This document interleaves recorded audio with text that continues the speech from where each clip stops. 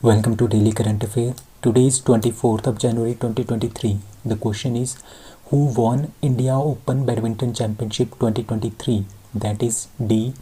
N. Seong और Victor Axelsen. ये है विक्टर एक्सेल्सन. इन्होंने जो है ये इंडिया ओपन बैडमिंटन चैम्पियनशिप जो है मेल वर्जन में जीती है. एंड अन सियोंग जो है वो कोरिया की शटलर है. उन्होंने वुमेन कैटेगरी में इंडिया ओपन बैडमिंटन चैम्पियनशिप 2023 का खिताब जीता है. तो answer is D. So India open badminton championship Korean sensation जो कोरिया की अन सियोंग है उन्होंने वुमेन सिंगल्स फाइनल जीता है. ठीक है, कहाँ पे? केडी जाधव इंडोर स्टेडियम जो है न्यू दिल्ली में ये हो रहा था. ठीक है, अब फाइनल में क्या होता? फाइनल में सियोंग जो अन सियोंग थी उन्होंने किसको हराया? उन्होंने वर्ल्ड की नंबर 1 जो जापान की है अकेन यामागुची, उनको 15-21, 21-16 और 21-12 से हरा दिया. तो ये इन्होंने ये जीता है अन सियोंग ने. ठीक है, शी इज़ फ्रॉम कोरिया. यह है फीमेल वर्जन में. और जो मेल वर्जन है उसमें विक्टर एक्सेल्सन जो है वो फाइनल खेला था जोनाथन क्रिस्टी के साथ. ठीक है, इंडोनेशिया के जोनाथन क्रिस्टी है उनके साथ इन्होंने फाइनल खेला था और विक्टर एक्सेल्सन ने इसको जीता है. ठीक है, पिछली बार जो इंडिया ओपन बैडमिंटन चैम्पियनशिप है इसका फाइनल जीता था लक्ष्य सेन ने जो कि इंडिया के हैं. ठीक है, और इस बार जीता है विक्टर एक्सेल्सन ने और फाइनल में इंडोनेशिया के जोनाथन क्रिस्टी को उन्होंने हराया है. विक्टर एक्सेल्सन और अकेन. ठीक है, अभी कुछ दिन हमने पहले पढ़ा था कि विक्टर एक्सेल्सन एंड अकेन उन्होंने मलेशिया ओपन बैडमिंटन जो है वो उसका भी टाइटल जीता है. Axelsen has earlier won the Indian open in 2017 and 2019 में भी इन्होंने ये जीता है. अब कुछ और न्यूज़ है बैडमिंटन से रिलेटेड. लाइक सिंगापुर ओपन 2022 किसने जीता है? पीवी सिंधु ने जीता है. Syed Modi international badminton championship वो भी पीवी सिंधु ने जीता है. India wins maiden Thomas Cup, जो थॉमस कप होता है ना मैडन, वो जीता है इंडिया ने. और उबेर कप ये फीमेल का होता है, ये जीता है साउथ कोरिया ने. The all England badminton championship जो ऑल इंडियन बैडमिंटन चैम्पियनशिप है 2022 की वो भी विक्टर एक्सेल्सन ने जीती है. उसमें फाइनल में लक्ष्य सेन इंडिया के थे, वो फाइनल में पहुंचे थे. और जो टोक्यो ओलंपिक है उसमें पीवी सिंधु ने ब्रॉन्ज जीता है. ठीक है, तो आपने याद रखना है कि पिछली साल का, ठीक है, 2022 का जो all England open badminton championship है वो जीती थी विक्टर एक्सेल्सन ने और फाइनल में पहुँचे थे लक्ष्य सेन. और इस बार इंडिया ओपन जो पिछली बार का इंडियन ओपन बैडमिंटन चैम्पियनशिप 2022 है मेल वर्जन वो जीता है लक्ष्य सेन ने. ठीक है, और इस बार का किसने जीता है? मेल वर्जन है विक्टर एक्सेल्सन और फीमेल वर्जन जो कोरिया की है अल सियोंग उन्होंने जीता है. Which state government launches school of eminence project. ठीक है, स्कूलों को अच्छा करने के लिए स्कूल ऑफ एमिनेंस प्रोजेक्ट जो है वो स्टार्ट किया है. किसने स्टार्ट किया है? पंजाब गवर्नमेंट ने स्टार्ट किया है. ठीक है, इसका मेन ऑब्जेक्टिव क्या है? ऑब्जेक्टिव आपको खुद पता चल रहा है कि स्कूल ऑफ एमिनेंस मतलब कि स्कूल की दशा को हमने अच्छा बनाना है, स्कूल को रिजुविनेट करना है, उनको अच्छा बनाना है, उनकी डेवलपमेंट करनी है, उनकी पढ़ाई लिखाई जो भी है वहाँ पे अच्छा करना है, उसको एजुकेशन अच्छी देनी है. ठीक है, वो जो स्कूलों की हालत है उनको ठीक करना है. ठीक है, अंदर स्कूल ऑफ एमिनेंस प्रोजेक्ट के अंदर 117 गवर्नमेंट स्कूल्स हैं और 23 डिस्ट्रिक्ट. ठीक है, 23 डिस्ट्रिक्ट है हमारी पंजाब में. तो पंजाब में जो 23 डिस्ट्रिक्ट है वहाँ पे 117 जो गवर्नमेंट स्कूल्स हैं उनको अपग्रेड करना है. ठीक है, उनकी दशा को सुधारना है, वहाँ पे एजुकेशन लेवल को बढ़ाना है. तो उसके लिए स्कूल ऑफ एमिनेंस प्रोजेक्ट जो है वो पंजाब गवर्नमेंट ने स्टार्ट किया है. ठीक है, स्पेशल इनका जो स्पेशल रहेगा, स्पेशल फोकस रहेगा वो क्लास 9 से 12 तक रहेगा. ठीक है, और इसमें बजट जो है 200 करोड़ का बजट जो है वो एलोकेट किया गया है इस पर्टिकुलर स्कीम के लिए, प्रोजेक्ट के लिए. अब पंजाब की कैपिटल कहाँ पे है? चंडीगढ़ में. और हरियाणा और पंजाब की दोनों की एक शेयर्ड कैपिटल है, उसका नाम है चंडीगढ़. यूटी भी है ये. गवर्नर कौन है? बनवारी लाल पुरोहित. और चीफ मिनिस्टर है भगवत मान आम आदमी पार्टी के. ठीक है, अब कुछ और क्वेश्चन है पंजाब से related. Like Asia's largest compressed biogas plant. ठीक है, कंप्रेस्ड बायोगैस प्लांट जो कि एशिया का सबसे बड़ा है वो है लहरगागा पंजाब में जो कि संगरूर में आता है. चंडीगढ़ एयरपोर्ट का नाम जो है वो चेंज किया गया है शहीद भगत सिंह जी के नाम पे. ई स्टैम्प फैसिलिटी जो है वो किसने स्टार्ट की है? पंजाब गवर्नमेंट ने स्टार्ट की है। नॉलेज शेयरिंग एग्रीमेंट दिल्ली और पंजाब के बीच में हुई है। आपको पता है कि दिल्ली और पंजाब दोनों में आम आदमी पार्टी है, तो उन्होंने आपस में नॉलेज शेयरिंग एग्रीमेंट जो है वो किया है। MLA to get only one pension. अभी क्या होता है, जितनी भी स्टेट है ना इंडिया की, वहाँ पे एमएलए अगर एक बार जीतता है तो उसको पेंशन स्टार्ट हो जाती है। अगर कोई एमएलए 2 बार जीतता है तो उसको 2 पेंशनें स्टार्ट हो जाती है। ठीक है, अगर कोई एमएलए 3 बार जीतता है तो उसको 3 पेंशनें स्टार्ट हो जाती है। बट पंजाब ने क्या किया है, एक एमएलए है, चाहे वो 10 बार जीते या एक बार जीते, उसको एक ही पेंशन मिलेगी। ठीक है, तो ये किया है पंजाब गवर्नमेंट ने। अब which country begins preparation for common currency. ठीक है, कौन सी कंट्रीज़ हैं जिन्होंने कॉमन करेंसीज के लिए एक प्रिपरेशन जो है स्टार्ट कर दी है, मतलब कि वो दोनों देश एक ही करेंसी को यूज़ करेंगे। That is Brazil and Argentina. Brazil और अर्जेंटीना ये है साउथ अमेरिकन कंट्रीज़। ठीक है, साउथ अमेरिकन कंट्रीज़ हैं ये दोनों, और ये आपस में पड़ोसी भी है। यहाँ पे देखो, ये ब्राज़ील है, ठीक है, और नीचे क्या है, यहाँ पे अर्जेंटीना है। ठीक है, ब्राज़ील और अर्जेंटीना के बीच में है पैराग्वे। ठीक है, तो ये ब्राज़ील और अर्जेंटीना जो है ना, ठीक है, इन दोनों ने क्या किया है, इन्होंने किया है कि हम एक कॉमन करेंसी यूज़ करेंगे। कॉमन करेंसी यूज़ करने का फ़ायदा ये है कि एक करेंसी, सपोज़ करो इनकी कोई एक करेंसी है, ठीक है, कोई भी करेंसी है, अगर ये दोनों देश उसको यूज़ करते हैं तो उसको यूज़ करने वाले लोग ज़्यादा होंगे, डिमांड ज़्यादा होगी, तो इसकी वैल्यू भी क्या हो जाएगी, ऑब्वियसली ज़्यादा हो जाएगी, बढ़ेगी वैल्यू, करेंसी की वैल्यू बढ़ेगी। तो इसका मतलब क्या होगा, बाहर से जो इंपोर्ट करना होगा कोई भी सामान, तो वो सस्ता हो जाएगा उनके लिए। ठीक है, मतलब काफ़ी ज़्यादा वो खरीद सकते हैं उस बढ़ी हुई करेंसी के साथ। तो वही इनका मोटो है कि अपनी इकोनॉमी को ठीक करने के लिए ब्राज़ील और अर्जेंटीना दोनों ने क्या किया है कि हम एक कॉमन करेंसी जो है वो लॉन्च करेंगे। ठीक है, ब्राज़ील के प्रेसिडेंट कौन है, लुला डी सिल्वा, ये बहुत ही इंपॉर्टेंट है, कुछ दिन पहले ही बने हैं। और अर्जेंटीना के लीडर है अल्बर्टो फर्नांडीज। तो इन दोनों ने ये कॉमन एग्रीमेंट, ये एक तरह का प्लान जो है वो डिस्कस किया है। ठीक है, और ये ऐसा भी बोल रहे हैं कि जो ये पूरी की पूरी साउथ अमेरिकन कंट्रीज़ है ना, यहाँ पे हम एक ही करेंसी यूज़ करेंगे। अगर ऐसी एक ही करेंसी यूज़ करेंगे तो उस करेंसी की वैल्यू ऑटोमेटिकली बढ़ जाएगी, क्योंकि जितने ज़्यादा लोग जिस करेंसी को यूज़ करते हैं उसकी वैल्यू उतनी ज़्यादा इंक्रीज़ हो जाती है, क्योंकि उसकी डिमांड बढ़ जाती है। जब उस वैल्यू ज़्यादा हो जाएगी तो उनमें जो इंपोर्ट एक्सपोर्ट है ना, उसमें उनको बहुत ही ज़्यादा फ़ायदा होता है इस चीज़ में। तो तभी, ठीक है, तभी ये चीज़ जो है वो एक दूसरे में ये डिस्कस कर रहे हैं। ठीक है, तो they has also decided the advance discussion on common South American currency. ठीक है, पूरे के पूरे साउथ अमेरिका में सेम करेंसी, मतलब कि इन्होंने अभी बात की है, ये नहीं है। बट जो ब्राज़ील और अर्जेंटीना ने बोला है ना कि हम एक कॉमन करेंसी यूज़ करेंगे, इनका ये प्रिपरेशन जो है वो स्टार्ट हो गई है। ठीक है, the leader also emphasises the strengthening the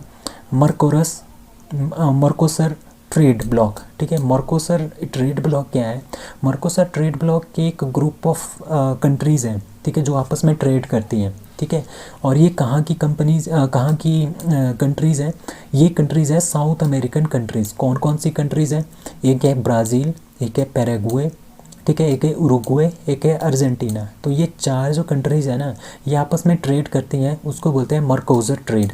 ठीक है, आपने ये याद रखना, ये काफ़ी इंपॉर्टेंट है मर्कोसर ट्रेड।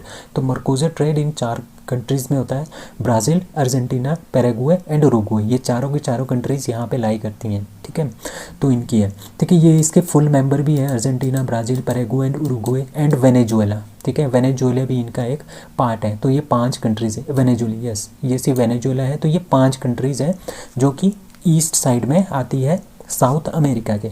तो ये 5 कंट्रीज़ के फुल मेंबर हैं। ठीक है, बाकी जो कंट्रीज़ बचती है ना, जैसे कोलंबिया, ठीक है, और पेरू, चिली, ठीक है, इक्वाडोर और सूरीनाम। ठीक है, जो ये 5 कंट्रीज़ बनती है, ये इसके एसोसिएट मेंबर्स हैं।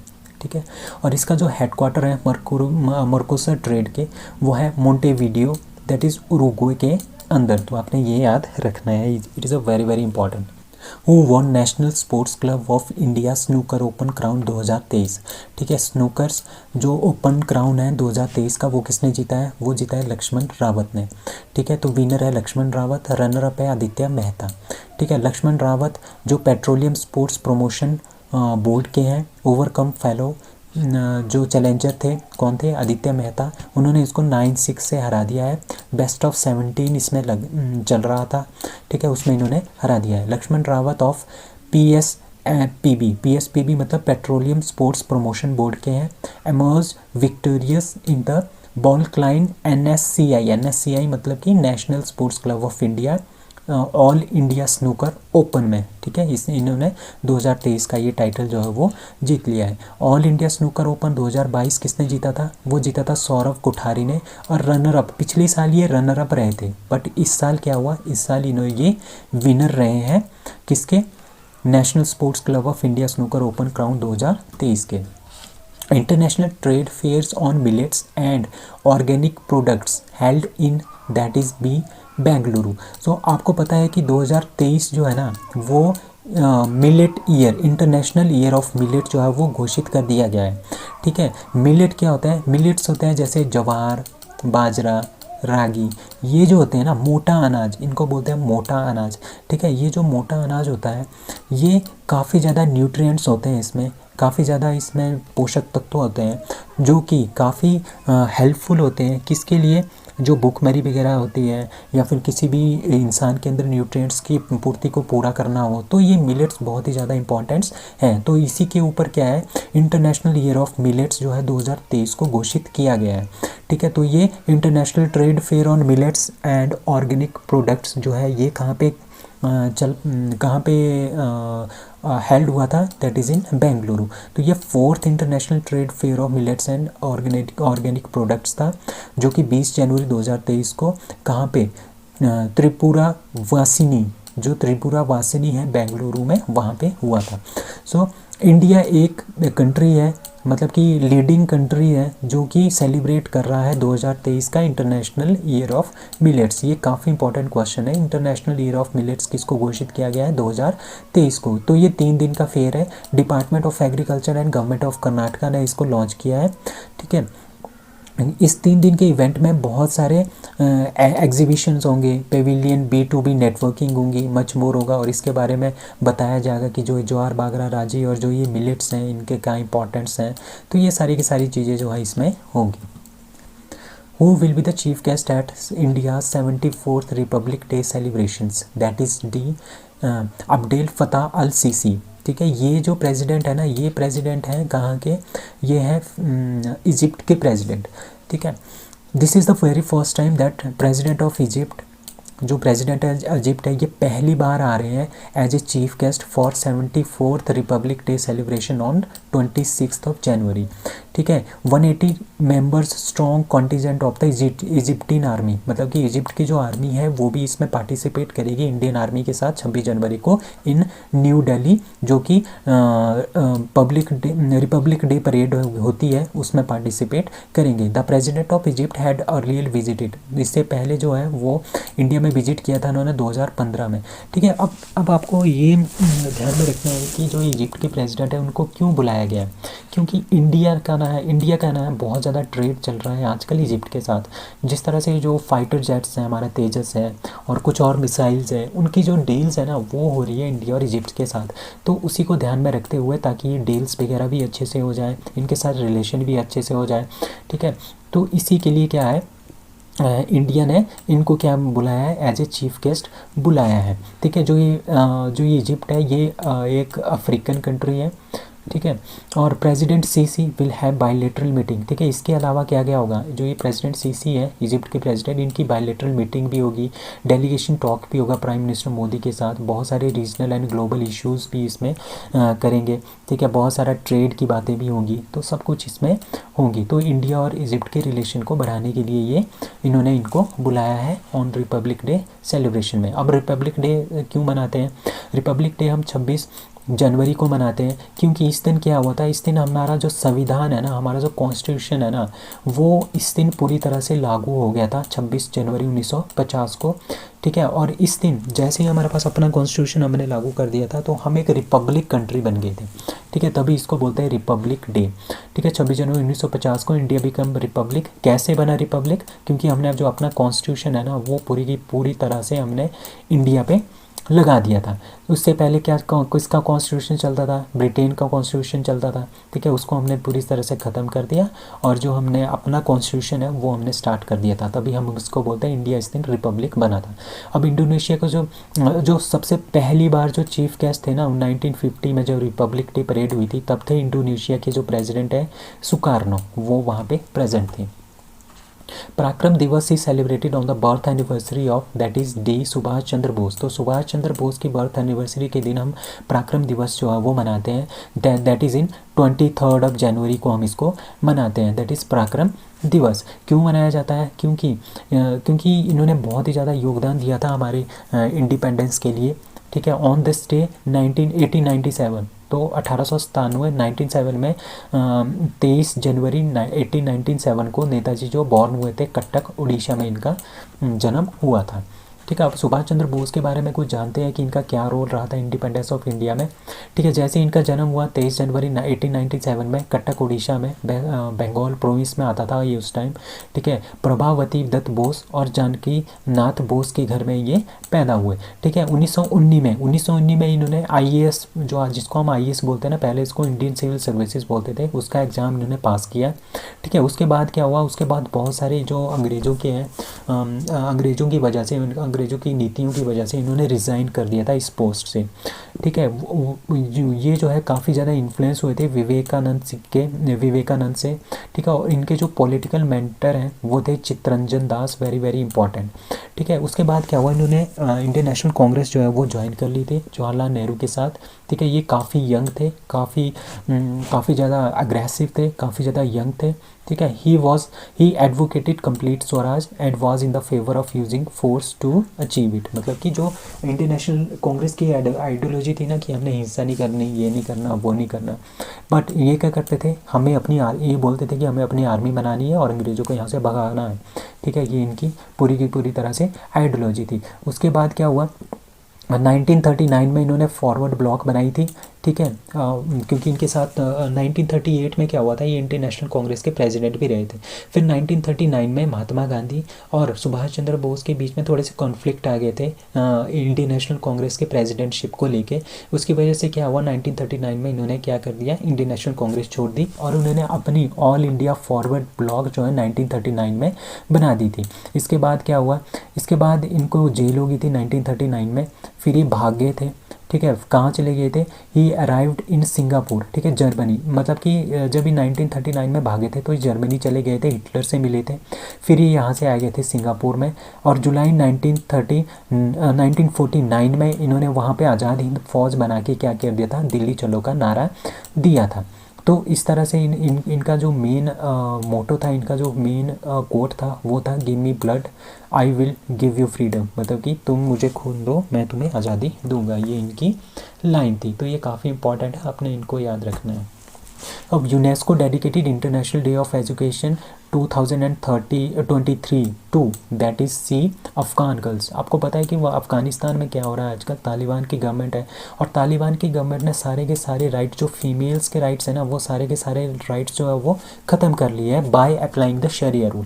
शरिया रूल के अकॉर्डिंगली क्या होगा, जितनी भी जो लड़कियाँ हैं ना उनको ना तो एजुकेशन दी जाएगी, ना तो वो बाहर जा सकती हैं, बाहर भी जाएंगी तो अपने रिलेटिव्स के साथ जाएंगी, और साथ में पूरा का पूरा उनको ढक के रखना पड़ता है, बुरखा वगैरह इस तरह के कपड़े पहनने पड़ेंगे, मतलब कि बहुत ही ज़्यादा रेस्ट्रिक्शंस हैं और उनको स्कूल भी नहीं जाने दिया जा रहा है।